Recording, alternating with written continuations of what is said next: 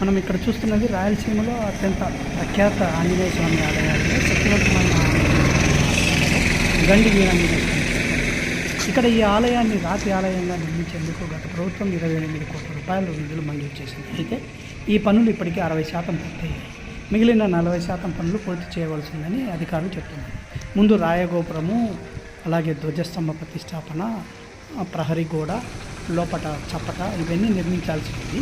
ఇక్కడ ఇవన్నీ పూర్తి కాలేదు. అయితే ఇటీవల కాలంలో ఈ ఆలయాన్ని భక్తుల సందర్శనకు తెరవాలని కొంతమంది ఇక్కడ ఉన్నటువంటి సిబ్బంది, నాయకులు చాలా తీవ్ర ప్రయత్నాలు చేశారు.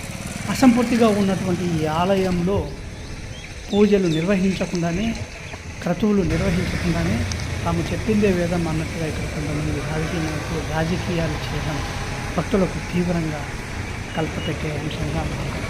ఇప్పటికైనా ఈ ఆలయ నిర్మాణాలు పూర్తి చేసేందుకు అన్ని పార్టీలకు అతీతంగా నాయకులు ముందుకు రావాలి. అలాగే ఇక్కడ రాజకీయాలు మాని ఆలయం పూర్తి చేసి భక్తులకు అందుబాటులో తీసుకొచ్చి శాస్త్రబద్ధంగా చేయాలని భక్తులు కోరుతున్నారు. లేదంటే ఉద్యమిస్తామని హెచ్చరిస్తున్నారు.